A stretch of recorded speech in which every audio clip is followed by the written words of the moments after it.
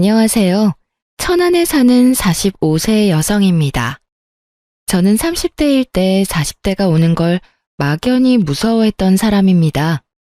그런데 벌써 머지않아 50대를 앞두고 있는 지금은 이상하게 평온합니다. 아무래도 제가 평범하지 않은 파란만장한 삶을 살아서 그런가 봅니다. 오늘은 감히 어쩌면 저보다 인생 선배님들 앞에서 제가 그동안 살아온 제 인생 이야기 한번 털어놓으려 합니다. 오늘 제 사연 함께 들어주시고 아낌없는 응원과 여러분의 생각 많이 남겨주시면 정말 감사하겠습니다. 그럼 제가 많은 힘을 얻어갈 것 같습니다. 저는 남들보다 조금 늦은 나이에 결혼을 했습니다. 결혼을 늦게까지 못한 특별한 일이나 아픈 사정이랄 건 따로 없었습니다. 그냥 일하면서 바쁘게 살다 보니 남들 결혼할 때 못했고 정신 차려보니 제 옆에는 그렇다 할 짝이 없더라고요. 만약 과거로 돌아간다면 저는 사랑을 마음껏 할 것 같아요. 사랑하는 것도 짝을 만나는 것도 다 좋은 때가 있다고 생각하거든요. 남편은 제가 37살일 때 처음 아는 사람 소개로 만났습니다. 그는 39살이었고 저보다 2살 연상이었습니다. 30대 적정 나이를 넘어가면 아무래도 짝을 찾기가 쉽지 않잖아요. 주변에 일단 싱글인 사람이 별로 없는 건 둘째치고 나이가 있는 만큼 다들 보는 눈이 높아지니까요. 그런데 이상하게 남편과 저는 첫눈에 서로를 마음에 들어 했습니다. 첫 만남부터 좋았지만 아무래도 둘 다 40대를 바라보는 적지 않은 나이라 20대 때처럼 막 스파크가 튀고 불타오르는 연애를 한 건 아니었어요. 그 대신 저희는 굉장히 안정적이고 편안한 연애를 했습니다. 연륜이 있으니 서로가 싫어하는 행동을 굳이 하지 않았고 서로를 무척이나 배려하면서 만났습니다. 적어도 연애할 때까지는요. 결혼도 연애처럼 그렇게 심플한 관계였으면 얼마나 좋았을까요? 저희는 그저 그런 스쳐 지나가는 가벼운 만남은 아니었지만 그렇다고 해서 처음부터 결혼할 마음으로 사귄 건 또 아니었어요. 그런데 몇 번 만나고 금방 이런 생각이 들기는 했습니다. 저 사람이랑 나 지금 이렇게 서로 잘 맞고 편한데 만약 결혼을 하게 된다면 어떨까 하는 생각이요. 저는 상대방이 부담스러워할까봐 따로 내색하지 않고 속으로 생각했어요. 그런데 신기하게도 그 사람 역시 그때 저와 같은 생각이 들었나 봐요. 조심스럽게 제게 말을 꺼내더라고요. 그러지 말고 우리 더 늦기 전에 결혼하는 게 어때? 지금이랑 달라질 건 크게 없을 거야. 우리 지금처럼 편안하고 안정적이게 만나자. 난 이렇게 따로 시간 내서 각자의 집에서 만나는 거 말고 우리만의 공간을 만들어서 언제나 함께이고 싶어. 싫어? 내키지 않아? 미안해요. 나 섣불리 대답 못하겠어. 당연히 나도 안정적인 게 좋아. 그런데 결혼은 아무래도 연애랑 다르게 당장 생각해야 할 게 많잖아. 아이 문제도 그렇고 조금 머리가 아프네. 아이? 분명 결혼하면 어른들은 아이 바라실 거야. 근데 난 아이 낳을 생각 전혀 없거든.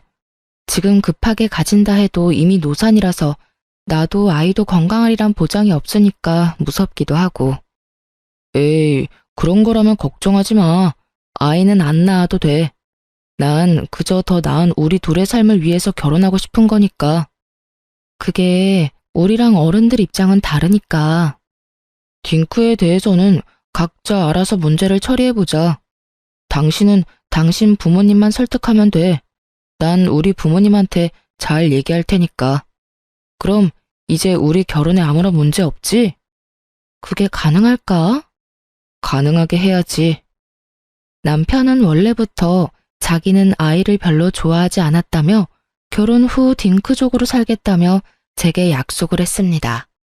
저는 아이를 좋아했지만 현실적으로 저희 나이가 맘에 걸렸죠. 그리고 혹시나 각자 부모님께 설명한다 해도 어른들 입장은 다를 수 있으니 예비 시부모님 인사드리러 가는 자리에 잔뜩 긴장하고 말았어요. 그런데 남편은 본인이 내뱉은 말처럼 알아서 잘 해결해뒀더라고요. 수지 씨, 애를 안 낳고 싶다면서요? 네. 엄마, 수지 씨만 그런 게 아니라 나도 같은 생각인 거 아시죠? 그래, 그래, 알지. 아이고, 아이, 근데 수지 씨 왜 이렇게 긴장했어요? 긴장 풀어도 돼요. 난 우리 아들 수지 씨 만나서 이렇게 결혼하는 것만으로도 너무 기뻐요. 요즘 세상에 애 안 가지면 뭐 어때요? 둘이 예쁘게 살면 되는 거지 뭐. 안 그래요, 여보? 우린 아들 평생 장가가는 모습 못 보고 죽는 줄 알았잖아요. 그래요. 수지 씨, 우린 며느리가 싫다는 일 강요할 생각 추호도 없어요. 물론 손주 있으면 좋기는 하겠다만 안 낳고 싶다면 그 의견도 존중해요. 결혼 같은 거 하고 싶지 않다던 내 아들이 단번에 결혼하고 싶은 사람이 생겼다 해서 나랑 우리 집사람이랑 많이 놀랐었어요. 이렇게 직접 보니까 아들이 잘 선택한 것 같네요. 앞으로 귀한 우리 아들 잘 부탁합니다. 네, 아버님, 어머님, 저도 잘 부탁드립니다. 수지 씨, 내 말 맞지? 우리 엄마 아빠 열려 있으신 분들이야. 꽉 막힌 옛날 사람들 아니라고. 그러니까 나 믿고 따라와줘. 네, 성범 씨. 그렇게 저희는 양가 부모님의 축하를 받으며 결혼을 준비했습니다. 왜 애를 안 낳냐 하는 비난이나 우려는 없었어요. 그저 애가 대수냐, 너네 행복하면 됐다, 드디어 늦게라도 장가를 보낼 수 있어서 마음이 놓인다 등등 양가 어른들의 격려와 응원을 들으면서요. 남편과 저는 1살 더 먹기 전에 하루라도 더 젊은 날 결혼식을 하려고 발등에 불이라도 떨어진 듯 결혼 준비를 급하게 했습니다. 그래서 교제한 지 1년도 안 되어 결혼에 꼴이 나게 됐습니다. 만약 제가 젊은 나이였으면 다들 성급하게 준비하는 거 아니냐며 주변에서 말을 보탰겠지만 나이가 있는 만큼 주변에서도 축하만 했지 별말 없었어요. 저도 남자가 거기서 거기지 하며 큰 걱정은 없었고요. 하지만 늦을수록 더 신중해야 했다는 걸 뼈저리게 느끼고 후회했습니다. 저희 남편은 대기업 회사원이었는데 세금 떼고 월급이 500만 원 좀 넘었습니다. 제가 생활비를 얼마씩 달라고 얘기한 적 없는데 남편은 알아서 넉넉하게 꼬박꼬박 생활비를 잘 줬어요.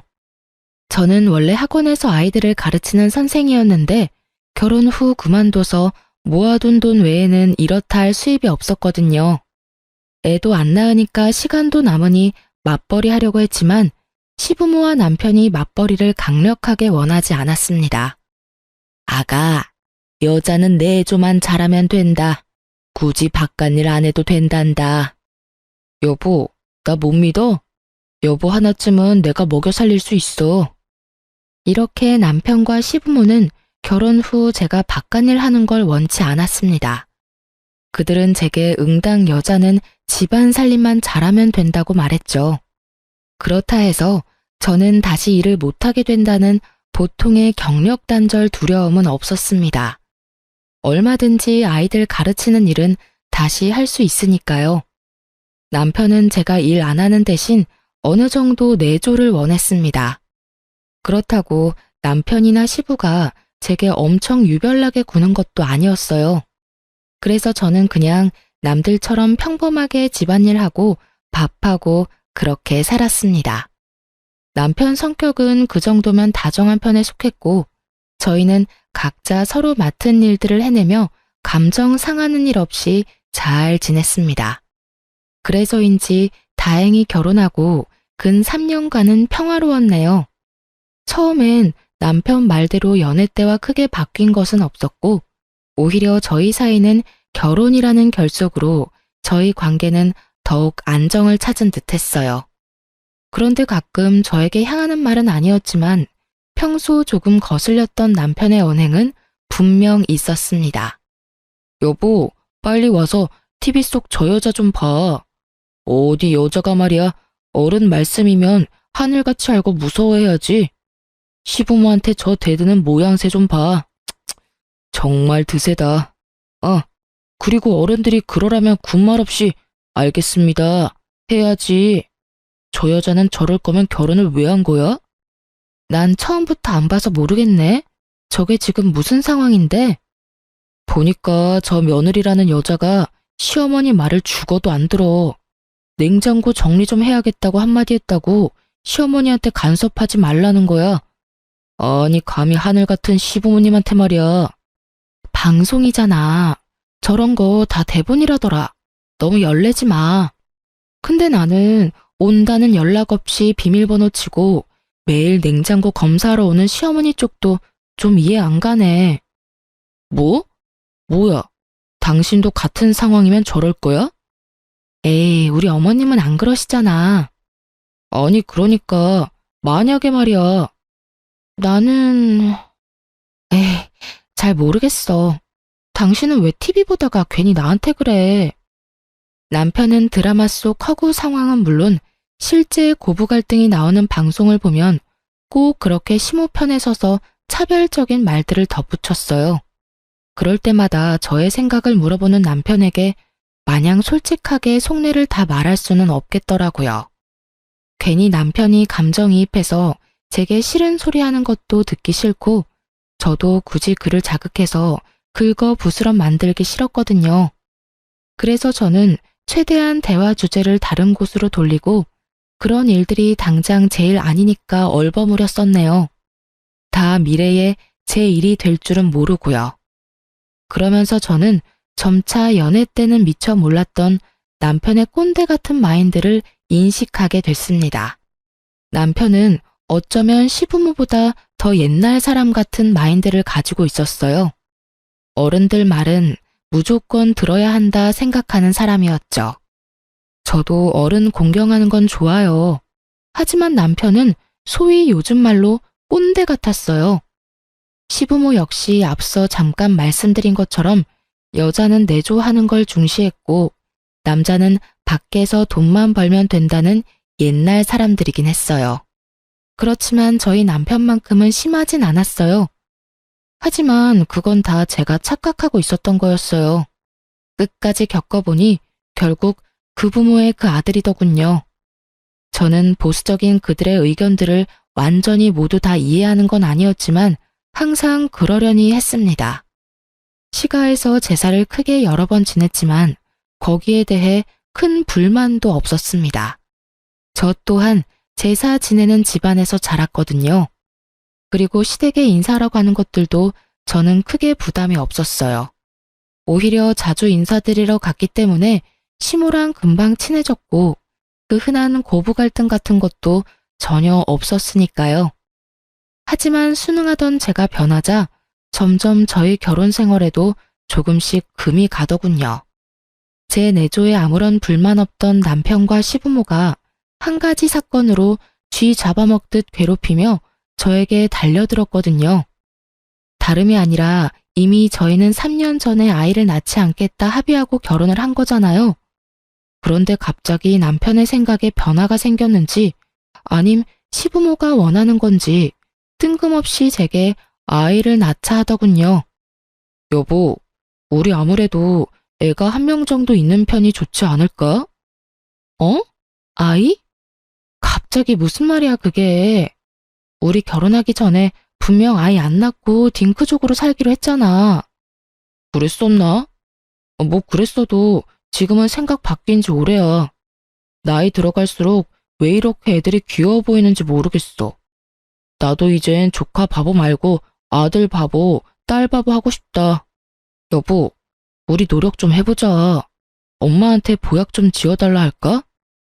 에이, 큰일 날 소리 하지 마. 애 낳기에는 이젠 너무 늦었지. 40 넘어서 그게 무슨 소리야? 정말 난 싫어. 뭐? 자기 혹시 애 혐오해? 아니, 혐오라니. 내가 혐오하면 조카들 예뻐하겠어? 그래, 다행이다. 혐오하는 거 아니지? 그래, 당연하지. 난 그냥 노산의 위험이 싫을 뿐이야. 괜찮아, 괜찮아. 그냥 한 명 낳자. 뭐? 지금 자꾸 뭐가 괜찮다는 거야? 아니, 당신이 낳고 싶다 해서 애가 바로 낳아지는 게 아니잖아. 게다가 내가 위험한 건데 당신이 뭐가 괜찮다는 거야? 아니, 당신 나랑 같이 부부로 살면서 이제 내 성격 잘 알 거 아니야? 설마 아직도 내 성격 모르겠어? 다들 결혼 전에는 당연히 서로 듣고 싶은 말만 해주고 보기 좋은 모습만 보이려고 내숭부리잖아. 나도 그랬던 것뿐이야. 근데 이제 난 당장 아이가 필요해. 도대체 몇 번을 말하게 만들어? 여자라면 그런 리스크들을 감수하는 게 당연하잖아. 당신은 애가 뭐 물건이야? 생명 이야기 하는데 뭘 그렇게 마트에서 물건 고르는 것 같은 뉘앙스로 말해. 당신 뭐 필요하다고 말하면 애가 바로 생기냐고. 그리고 진짜 말하는 거 너무 웃기잖아. 나보고 리스크를 감수하라고? 당신 만약 나 애 낳다가 죽기라도 하면 어쩔 건데. 나 지금 엄청 무서워. 난 분명히 노산 싫다고 말했었잖아. 나 이 결혼 당신만 믿고 한 건데 갑자기 나한테 임신을 강요하는 느낌이라 좀 당황스럽다. 내가 당신이랑 결혼한 이유는 말이야. 딱 한 가지야. 난 우리 엄마 아빠한테 나 닮은 손주 안겨드리고 싶어. 그거 아니었음 난 평생 혼자 살았을 거야. 그게 다 무슨 소리야. 전엔 그런 말 나한테는 안 했었잖아. 그야 거짓말 한 거지. 그렇게 내가 딩크하자고 밑밥 깔아놔야 당신이 거부감 없이 나랑 바로 결혼할 테니까. 뭐? 진짜 이기적이다. 어떻게 그런 거짓말을 해? 난 싫어. 절대 애 안 낳을 거야. 앞으로 나한테 그 어떤 기대도 하지 마. 당신 말 듣고 내가 딱 결심했어. 아이씨, 그럼 네가 우리 엄마한테 가서 말해봐. 애 안 낳을 거라 못 박으라고 네가 직접 말이야. 못하지? 못하겠지? 당신 정말 책임감 없다. 내가 알던 그 남자 어디 갔어? 아니, 그 반대야. 책임감이 있으니까 아이 낳자고 하는 거지. 그 후로 저희는 아이 얘기만 나오면 서로 토시 하나 안 틀리고 매번 똑같은 레파토리로 말싸움을 하곤 했습니다. 저는 절대 못 낳는다였고 남편은 무조건 낳아야 한다였죠. 남편의 집요함이 통하지 않자 얼마 안 가 시부모까지 대놓고 임신 압박을 주더라고요. 너희는 아직까지 아무런 소식 없냐? 네? 빨리 낳고야 싶죠. 그런데 아빠, 이 사람이 영 협조를 안 해요. 엄마, 와이프가 노산이라 자꾸 애 낳기 싫대요. 얄밉게 남편은 시부모 앞에서 본인은 애 낳고 싶은데 와이프가 싫다고 해서 못 낳는 중이라고 쐐기를 박았습니다. 그러자 시부모의 모든 원망의 눈초리와 질타는 제게로 날아오더군요. 그게 아버님, 어머님. 어머, 얘, 너 결혼까지 했는데 그런 무책임한 말이 어딨니? 애는 낳아야지. 그리고 너 얼마 전에 어떤 50대 여자도 건강하게 임신해서 출산까지 한 거 아니? 그 사람 뉴스에도 나왔어. 그러니까 너도 너무 겁먹지 말고 자신감을 좀 가져라. 죄송합니다. 저희 애 안 낳아요. 저는 분명 결혼 전에 양가 부모님께 말씀 충분히 드린 걸로 기억해요. 그때 어머님 아버님도 괜찮다고도 하셨잖아요. 그거는 당연히 그때 일이고 지금 나는 하나도 괜찮지가 않어. 에이그 고집하고는 요즘 안 그래도 20, 30대 저출산 때문에 아주 심각하다는데 애미 넌 이 나라를 생각하는 마음 같은 건 조금도 없니? 얼른 한 명 낳아서 애국해야 할 거 아니야? 에휴. 시모에 이어 시부가 제게 애국심이 없다며 혀를 끌끌 찼습니다. 그 뒤로 시모는 TV 속 나오는 사연들처럼 말도 없이 수시로 저희 집을 들이닥쳤습니다. 청소를 똑바로 해라. 매일 새 반찬 미리 만들어놔라. 잔소리 폭탄을 하며 제게 스트레스를 줬어요. 그러다 하루는 온 가족이 또 저를 회유하려고 하더군요. 시모는 저 먹일 잔뜩 보약을 지어와서 이렇게 말했습니다. 아가, 일전에 너 애기 낳기 싫다는 말은 내 못 들은 걸로 하마. 자, 이거 여자 몸에 좋은 한약이다. 한의원 가서 제일 귀하고 비싼 것들로만 지어왔으니까 넌 그냥 삼시세끼 밥만 잘 챙겨 먹고 이 한약들 한 방울도 남김없이 야무지게 챙겨 먹어라. 한약이요? 그래, 임신 잘 되는 한약이야. 와, 당신 정말 결혼 잘했지? 이렇게까지 배려해주는 시부모님 세상 어디 없어. 시부모와 남편 중 단 한 명도 제 이야기를 들어주는 사람은 없었습니다. 벽에 대고 얘기하는 느낌이라 저는 입을 꾹 다물어 버렸어요. 그러자 시모는 안 되겠다며 제 손을 꼭 붙잡고 눈물 그렁그렁한 눈으로 애원했어요. 아마 강압적인 방법이 안 되니까 눈물 호소한 거였겠죠? 예, 너 무섭고 힘든 마음 왜 모르겠니? 충분히 안다. 그럼 일단 노산이 무서운 거면 산부인과 진료라도 받아보자꾸나. 애를 꼭 낳든 안 낳든 여자는 자궁이 건강해야 해. 응? 이게 다 너를 위해서야. 시모는 저를 볼 때마다 그렇게 끊임없이 설득과 강요를 했고 결국 끈질긴 시모 덕에 마음 약한 저는 시모가 예약한 산부인과 진료를 남편과 함께 받으러 갔습니다. 의사는 산모가 고령이기는 하지만 나이에 비해 건강하고 산정 검사 결과 임신이 아예 불가능한 게 아니라 하더군요. 그리고 오히려 저보다는 남편에게 경고를 했습니다. 남편분, 웬만하면 담배랑 술을 줄이세요. 그럼 저희 아직 임신하기 늦지 않았죠? 아이 가질 수 있는 거죠? 네, 다만 건강관리 잘하세요. 그때 의사가 하는 말에 저도 묘한 안도감이 들면서 잠깐 희망을 봤던 것 같아요. 또 시부모와 남편의 말을 들었을 때는 임신이라는 게 무섭게만 느껴졌는데 장소가 산부인과다 보니 엄마가 되고 싶다는 본능이 깨어나더라고요.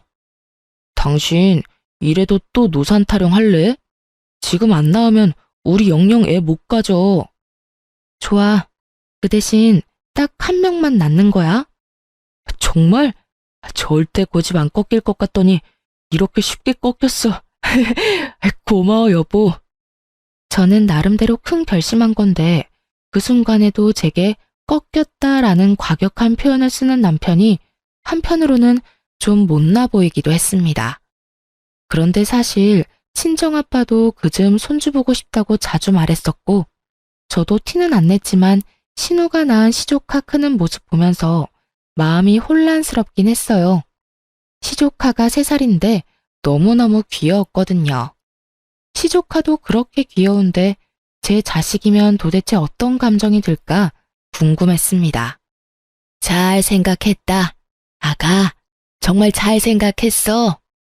넌 아이 낳기만 해. 우리가 다 키워줄 테니. 그리고 네 남편이 너 모시고 살 거다. 그럼요. 제가 마누라 여왕님처럼 모시고 살아야죠. 하지만 그 평화도 잠시였네요. 제가 애를 낳는다는 결정에 양가 집안에서 더할 나위 없이 너무 좋아하셨죠. 물론 저희 친정엄마는 노산이라 제 건강 걱정을 많이 하셨고요. 시모는 저를 잘 보살피겠다며 저희 엄마를 안심시켜줬어요. 그리곤 제게 본격적으로 임신 준비를 해야 한다며 앞으로 손주 생길 때까지 최선을 다해 제 건강만 생각하라고 신신당부했습니다. 시댁 행사는 물론이고 제사 전부 오지 말라더군요. 스트레스 받으면 아이가 안 찾아온다고요. 속물인가 마음에 찔리긴 했지만 임신을 빌미로 시댁을 안 가도 되니 솔직히 너무 편하고 좋더라고요. 아가, 첫째도 건강, 둘째도 건강, 셋째도 건강. 몸도 마음도 건강해야 아기가 찾아온단다. 앞으로는 내 말만 들어. 그럼 애는 금방 생길 거다. 네, 어머님. 넌 참 복 받았어. 그치? 네, 어머님. 챙겨주셔서 감사합니다. 그럼. 나 같은 시어머니 어디 없다. 그런데 시모는 점점 제 생활 모든 것을 컨트롤하려 했어요. 이유는 모르겠으나 가까운 국내 여행도 못 가게 했으니까요. 여행을 간다고? 안 된다. 부정 타. 네? 부정 탄다고요? 하지만 가까운 곳인데? 애 낳고도 충분히 여행 갈 수 있잖니. 예, 임신이 쉬운 줄 아니? 지금부터 행동거지 똑바로 해야지. 저는 아직 임신도 안 했는데 시모는 도대체 뭔 생각으로 여행도 못 가게 할까? 의문이 쌓이기 시작했어요. 차라리 임신하려면 여행이 좋은 기회이겠다는 생각도 했었고요. 결국 남편 휴가 때 저희 부부 여행도 못 가게 하던 시모였어요. 그리고 먹을 것도 특별히 다 신경 써야 한다며 시모는 손수 음식을 만들어 와서 항상 우리 집 냉장고를 채워 놓았습니다. 정말 감사했는데 정말 한편으론 너무 부담스러웠습니다. 일단 제가 잘 먹어야 하는데 시모의 음식들은 제 입맛에 맞지 않았어요. 하지만 늘 뭘 얼마나 먹었는지 체크하는 시모 덕에 저는 신경이 곤두섰죠. 그리고 무엇보다도 제가 임신을 한 것도 아니고 이 모든 게 임신 준비하는 과정이었으니까 좀 유별나다 싶었습니다. 처음 몇 개월은 정신없이 지나가서 조바심이 안 났는데요. 임신 준비한 지 1년이 다 되어가도록 깜깜무소식이니 저는 점점 불안했어요. 꾸준히 남편과 숙제도 하는데 아기가 쉽게 안 찾아오더라고요. 지금 생각해보면 조상신이 도운 것 같아요. 이런 집안과 엮여서 제 배 아파 소중한 생명을 낳지 말라고요. 시모는 일주일에 적게는 한 번씩, 많게는 두세 번씩 전화가 왔어요. 처음엔 시모가 제 상태를 조심스럽게 물어봤었는데 시간이 지나자 퉁명스럽게 제게 쏘아붙였어요. 걱정하는 어투에서 짜증과 화로 바뀌어 갔습니다. 나중엔 친정 욕까지 하더군요. 시부모도 이제 인내심이 다했는지 딱 1년 지나자 저를 원망하며 제 탓을 엄청나게 하기 시작했습니다. 예, 아직이냐? 네, 어머님. 에휴, 나만 발벗고 나서서 노력하면 뭐해? 너네 최선을 다해 노력하고 있는 거 맞냐? 그럼요.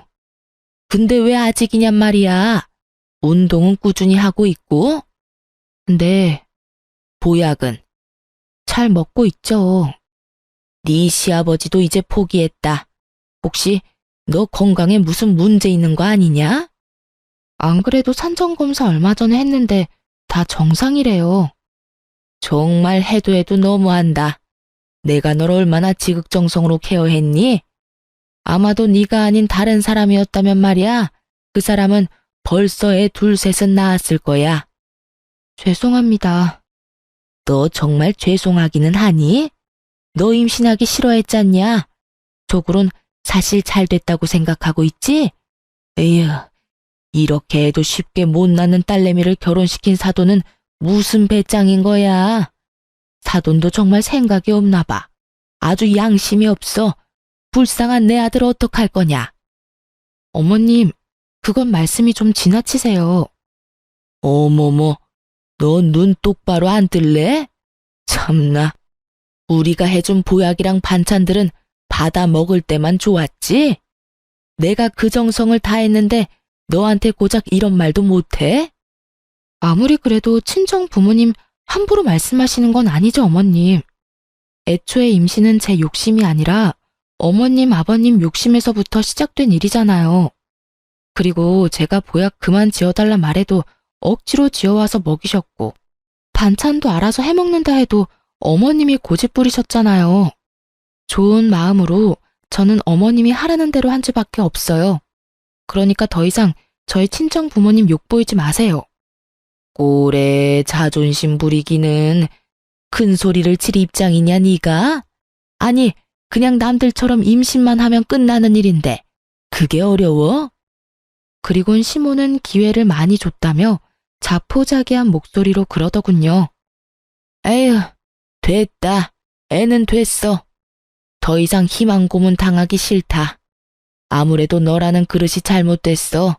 임신은 글러먹은 것 같다. 아이고, 그동안 너한테 쏟아부은 내 시간과 정성, 돈 아까워라. 예, 요새 네 신우 고깃집 일손이 모자라. 이제 난 너 포기했으니 거기 가서 일이나 좀 도와라. 네? 무슨 말씀을 그렇게 심하게 하세요? 내가 심해? 네가 더 심하지. 너 솔직히 내가 많이 배려해줘서 그동안 제사도 혼자 쏙 빠지고 시집와서 네가 한 게 뭐가 있냐? 요즘 인건비가 금값이라는데 가족끼리 도와야 하지 않겠냐? 내가 너한테 쓴 돈이며 시간이 다 얼마야? 돈으로 환산해봐라. 그거 내 딸한테 다 갚아. 밥은 줄 테니 돈은 바라지 말고 무급으로 일해라. 네가 여태 누린 것들 말야.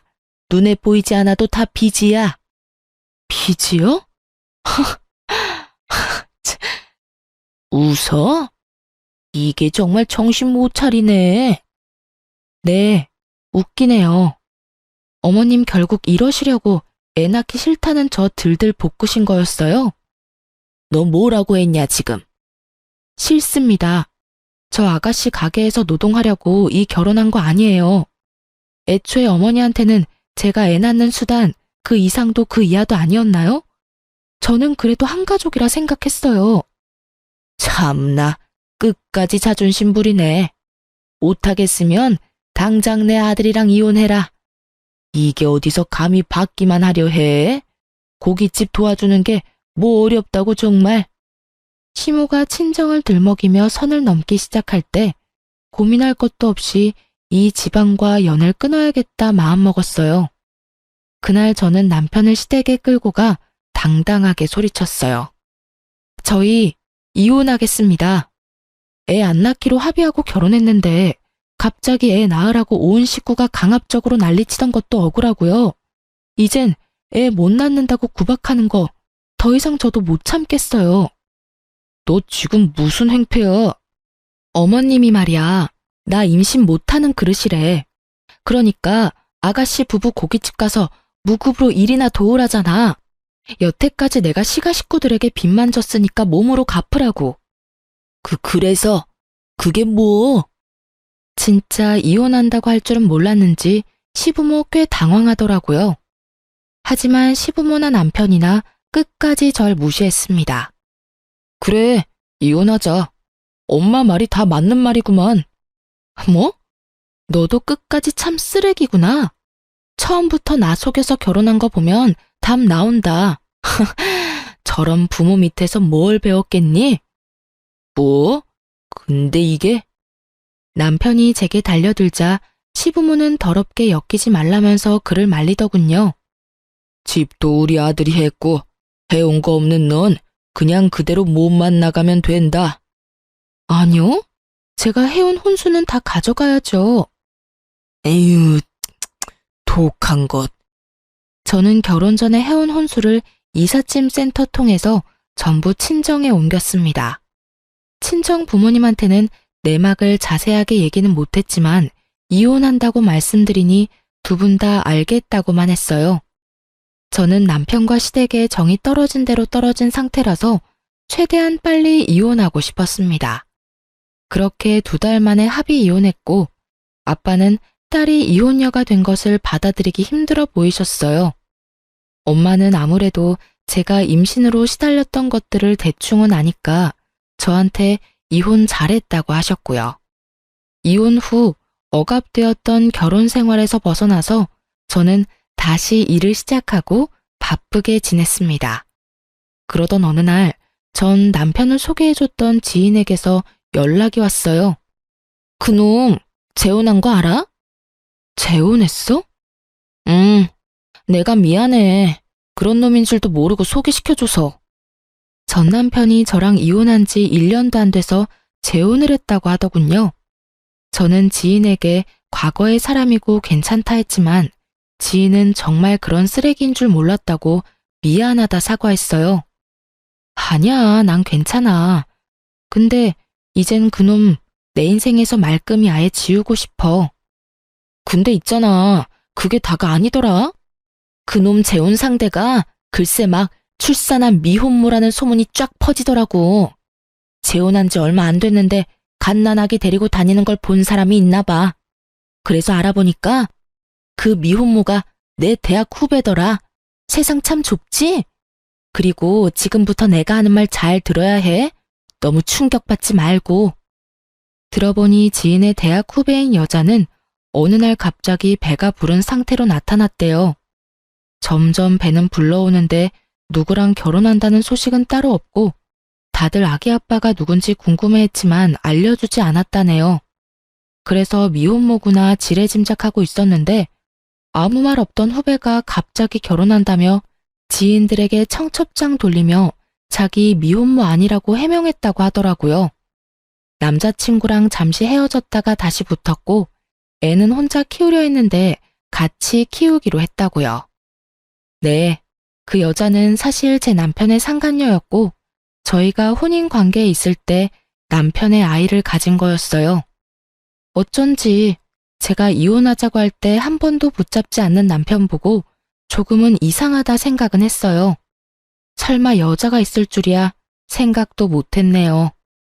저는 상간녀의 연락처를 얻어냈고 더 이상 바보처럼 당하고만 있지 않으리라 다짐했습니다. 여보세요? 네, 말씀하세요. 저 누군지 알겠어요? 저희 남편 전 부인 아니세요? 내 번호도 알고 있었나 봐요. 그럼요. 바람 맞죠? 맞으면요? 소송해야죠. 맘대로 하세요. 그깟 상간녀 위자료? 우리 어머님, 아버님이 다 해결해 줄 거예요. 와, 어이가 없네. 너 인생 그딴 식으로 살다가 천벌 받아. 천벌? 누구한테? 난 지금 너무 행복하게 잘 지내는데? 그래, 벌 받기를 기도하고 기도할게. 코웃음 치는 상간녀와 더 이상 대화가 안 통하더라고요. 상간 소송을 제기하겠다고 내용 증명을 보냈더니 역시나 상간녀 대신 전 남편이 내용 증명 받는지 화를 내며 전화가 오더군요. 여보세요? 야, 너 지금 뭘 보낸 거냐? 보면 몰라? 상간녀 소송 걸었지. 참나, 이제 와서 무슨 상간녀야. 이 눈치 없는 여자야. 우린 벌써 서로 협의 이혼했고 이혼했으면 소송까지 못 가. 너 나 재혼했다는 소식 듣고 많이 배 아팠나 보다. 아님, 너는 그 고생을 해도 못 나왔는데 난 이렇게 쉽게 아빠가 돼서 부럽기라도 해? 혹시 질투? 질투 같은 소리 하고 있네. 알려면 좀 똑바로 알던가. 우리 이혼한 지 1년도 안 됐어. 상간녀가 임신한 사실 하나만으로 당신의 외도 사실은 입증이 된 거야. 외도 사실 알게 된 지 3년까지 상간소송 가능한데 이건 몰랐어? 그럼 좀 조용히 재혼하지 그랬어. 아주 떠들썩하게 해놓고 내가 모르길 바라는 게 이상하지. 나 이제 한 아이의 아빠고 그 사람이 이제 내 와이프야.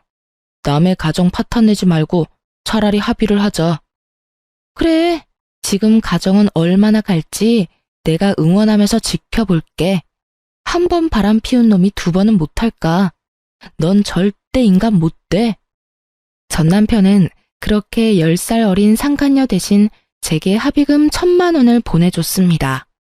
차라리 외도 사실을 제가 처음부터 알았으면 모르겠는데 이렇게 뒤늦게 알고 이혼 다 하고 다시 소송까지 가는 게 번거롭더라고요. 그래서 저는 1,000만 원 받고 깔끔하게 털어냈다고 생각했어요. 전 남편은 제게 돈을 보내고 지긋지긋하다며 다신 연락할 일 없었으면 좋겠다더군요. 그렇게 3년이라는 세월이 흘렀고 최근에 모르는 번호로 전화가 자주 왔어요. 너무 집요하게 오길래 한 번 받았는데 잊고 지냈던 전 남편이라는 작자였어요. 여보세요? 누구세요? 당신이야? 당신 맞아? 아, 지가 연락하지 말라고 하더니 이렇게 먼저 연락하는 경우는 뭘까? 우리가 연락해서 정리해야 할 게 뭐가 아직 남았니? 당신 맞구나. 번호 안 바꿨네. 우리 다시 합칠래? 당신도 나한테 마음이 아예 없진 않지? 뭐? 지금 혹시 만나는 사람 있어? 미쳤냐? 술 취했어? 나 만나는 사람 따로 있어. 지금 무슨 소름 끼치는 개소리야 한밤중에. 거짓말. 없지? 아직 남자 없는 거 맞지? 나 너랑 헤어진 뒤로 당신 계속 생각나더라. 우리 애 가지려고 서로 최선을 다했었잖아. 난 우리가 지금도 충분히 가능성 있다고 생각하거든. 뭐? 우리? 우리 같은 소리 하네. 그리고 뭐 나랑 헤어지고 바로 재혼했으면서 입에 침이나 바르고 거짓말해. 시부모한테 미움받을 때 나 몰라라 하고 와이프 버린 게 누군데? 왜? 상간녀 아니 네 와이프가 바람이라도 났니? 그게 말이야. 나도 이럴 줄 정말 몰랐어.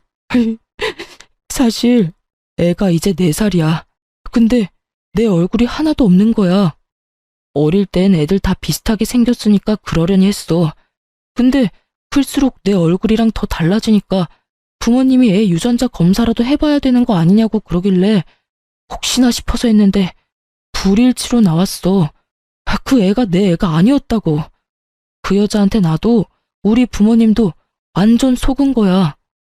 엄마가 그 사실 알고 미용실에서 바리깡 빌려와서 자고 있는 그 여자 머리 중간을 싹 다 밀어버리고 그 여자 쫓겨났어. 진짜 가지가지한다. 그러니까 여보, 우리 연애할 때 좋았잖아. 나 더 이상 여자들 못 믿겠어. 당신 같은 여자 아무리 찾아도 없더라. 우리 재결합하자, 응? 내가 지난날 용서 빌게. 엄마 아빠도 너 다시 오면 받아줄 거래. 전보다 더 잘해주실 거래. 속이 다 시원하다. 근데 뭐 이제 와서 다시 합치자고? 너 완전 미친 거 아니니? 아니, 너네 엄마 아빠도 제정신 아니시래? 끊어. 네 인생은 네가 알아서 살아. 제가 소리 지르자 전 남편은 끝까지 찌질한 면모를 보이더라고요. 그럼 내가 그때 상간녀 소송 합의금으로 준 1,000만 원 다시 도로 뱉어. 난 억울해. 결국 내 애도 아니었잖아. 개소리 작작해 인간아. 그 애가 네 애가 아니라도 나랑 결혼 생활 중에 네가 외도했다는 사실이 없어지는 게 아니거든? 지금이라도 다시 변호사 고용해서 시시비비 가려볼까? 어? 너 왜 이렇게 거칠어졌니? 내가 알던 여자 맞아? 너네 집에서 호구처럼 조용히 살다가 내가 깨달은 바가 많거든. 조만간 만나서 이야기하자. 이렇게 전화로 할 게 아니라. 찾아오거나 만나달라고 한 번만 더 짓거리면 그 길로 변호사 사무실 찾아갈 거야. 네가 그때 준 합의금 1,000만 원으로 말이야. 야! 그렇게 저는 전화를 끊어버렸습니다. 더 이상 말장난하며 놀아나고 싶지 않았으니까요. 그렇게 끝나는 줄 알았는데 이번엔 친정집 앞까지 전 시모가 찾아왔더라고요. 무릎 꿇고 인생 망한 자기 아들 한 번만 봐달라고요. 예, 살아보니까 너만한 참한 며느리감 없더라. 세상 참 무서워. 난 아가씨들이 다 아가 너처럼 착할 줄 알았지. 아가 그동안 많이 힘들고 서운했지? 나도 돈도 잃고 상처도 받고 많이 힘들었단다. 우리 지난날 아픔 상처 잊고 서로 보듬어 가면서 살자꾸나, 응? 글쎄 그 몹쓸 물건이 우리 돈까지 다 해먹고 갔단다. 아줌마, 무슨 일인지는 모르겠지만요. 더 이상 제 알 바 아니잖아요. 소름 끼치는 소리 그만하고 일어나세요. 저보고 몸만 가지고 나가라던 그분이 지금 왜 이러시는 걸까요? 그리고 제가 미쳤다고 그 지옥을 제 발로 걸어 들어가겠습니까? 아, 아줌마가 저한테 와서 이러는 걸 보니까 뭐 아줌마 아들이 별 볼 일 없다는 건 드디어 비로소 알았나 보네요. 움찔거리던 전 시모는 거짓 눈물을 흘리며 제 바짓가랑이를 잡고 늘어졌어요. 제발 아가, 우리한테 한 번만 기회를 주렴. 글쎄, 아무래도 그 여자애가 처음부터 돈을 목적으로 내 아들한테 접근한 것 같아. 뱃속 핏줄까지 속이면서까지 말이야. 당신 지금 우리 집 앞에서 뭐 하는 거야? 어머, 아이고 사돈, 오랜만입니다. 잘 지내셨어요? 잘 지냈냐고?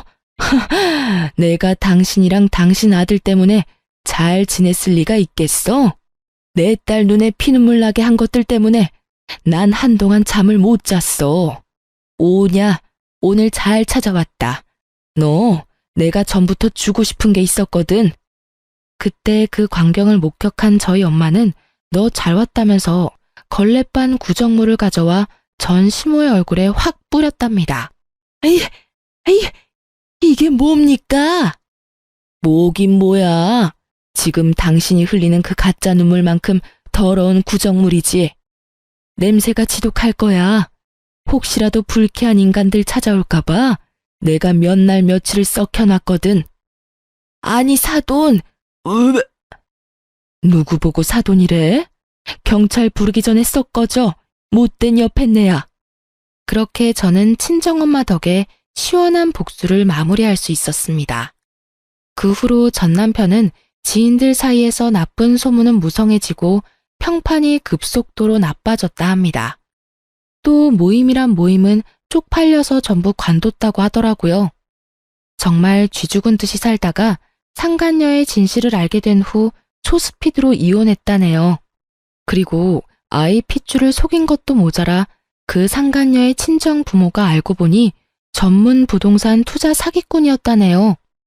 지방에 있는 땅에 개발 소식이 들어온다며 투자하라며 권유해놓고 개발 가능성이 거의 없는 땅을 속여 팔아서 손해보게 만드는 수법이었죠. 전 시부모 그 전문 사기꾼들에게 홀려서 3천만 원씩 각자 투자했었다고 하더라고요. 땅을 1억도 안 되는 돈으로 살 수 있다고 꼬드기니 사돈이 설마 거짓말이라도 칠까 아니란 마음으로 종잣돈을 전부 투자했나 보더라고요. 솔직히 생돈 날린 시부모 한동안 시름시름 앓았다는 소식 듣고 꼴 좋다고 생각했습니다. 그놈의 손주 타령 그렇게 하더니 가짜 손주한테 그만 홀려서 상간녀 집안에 그동안 간이고 쓸개고 다 빼앗긴 거죠. 전 시부모와 전 남편 보면서 결국 제게 지은 죄가 있으면 다른 어떤 방식으로든 꼭 반드시 업보가 돌아온다 생각했습니다. 제게 상처 주고 저를 내쳤던 그들이 평화가 깨져서 너무 행복했어요. 하지만 그들의 불행을 너무 오랫동안 곱씹지는 않으려고요. 저도 건강한 마인드로 제 인생 잘 살아야죠. 그래서 이곳에 털어놓고 또 새로운 마음가짐으로 살아가려 합니다. 저는 아이들 가르치는 일 다시 하면서 안정 많이 되찾았고요. 현재 친정 부모님 집에서 같이 살고 있습니다. 하지만 이젠 상대방에게 맞춰가는 삶은 제게 어려울 것 같아요. 누군가를 다시 사랑하는 건 어렵더라도 그냥 저는 제 자신을 사랑하면서 제가 행복한 삶을 살려고요. 여러분도 여러분의 행복을 위해서 사셨으면 해요. 지금까지 긴 사연 들어주셔서 감사합니다.